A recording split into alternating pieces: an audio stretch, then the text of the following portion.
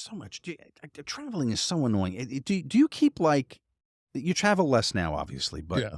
I'm not talking about when you were on the road because you were just consistently on the road. It was city to city. But when you're home and then out and then home and then out, like that whole stretch when you were doing signings and Comic Cons and appearances every weekend, did you just like keep a fucking bag packed, or did you have to every week? Well, because say it's December and if you're going northeast, it's one.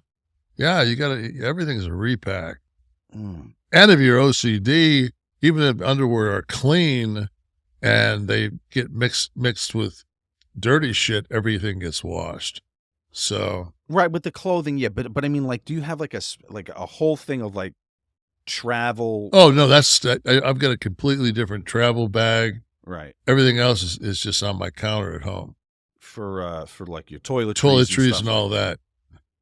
Yeah. Oh, I gotta pack again tomorrow, and I'm like, Oh, oh, pack. and that's what people say to me sometimes. They'll be like, you know what, fuck it, man, I'll drive. And they'll be like, it's 413 miles. I said, yeah, it's 413 miles, but I'd rather pack a trunk than a suitcase. You know, I'd rather just throw a fucking pair of sneakers in, a fucking pair of, like throw my shit in a trunk and I just come home and it's like, not to go. Like, people will tell me all the time, like, do you mind flying out of Orlando? I'm like, no, I'm going to fly. I'm going to fly to Daytona Beach. Man, you're gonna lay over, dude. What's the difference? I would rather go to Atlanta and sit for 90 minutes than drive on I-95 for 90 minutes. Then the only place only place you can park in Orlando, and I hate to give this information up, but you go to the Hyatt Regency and you valet park. You know, you just valet park your car, and then that way there, when you land a baggage claim, you call and you say, hey, could you have my car, ready for me? And you go right down to the Hyatt Regency and out you go. It's a little pricey, but I don't know.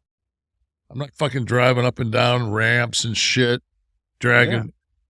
Yeah. Not doing it. That's a good tip. Yeah. Just blew that spot up. Tomorrow, the Hyatt's going to be a line of cars for the 6 a.m. flight. As long as you got the cash.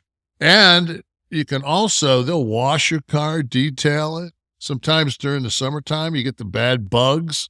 You come over and all that shit's all cleaned off your car when you come back, just to drive home and fuck it up again. If you try that at the Waldorf, you can go to Bull and Bear maybe. You can get an airport shuttle and I can go to Rachel's. Have yourself a steak. Go to Rachel's and get a fur burger. Preston Portogallo, clearly Jewish. Enjoyed meeting you at Steel City Con 4 times and had great conversations. My question is, do you plan on coming back?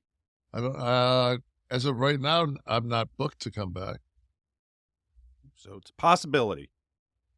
Depends on what hotel he's going to be put in. And we always stay at that. I think it's a Marriott right next to the convention center.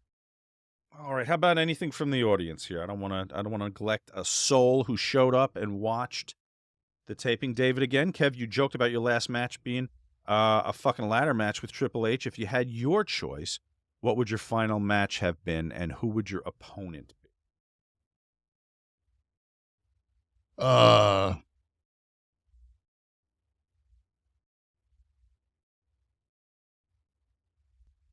think that that spin a wheel and make the deal was done so perfectly, except I just thought that coal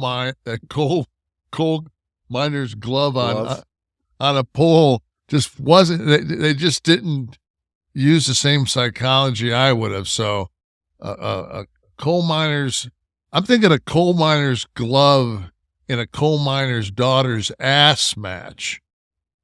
But you don't show it. It's the Hitchcock. It's the off-the-screen absolutely insertion. And it's almost like Sword in a Stone, where you just can't get that fucking glove out of her ass. Then finally a small kid climbs into the ring and climbs up and pulls it out, and that's how we go off the air, and they drop confetti.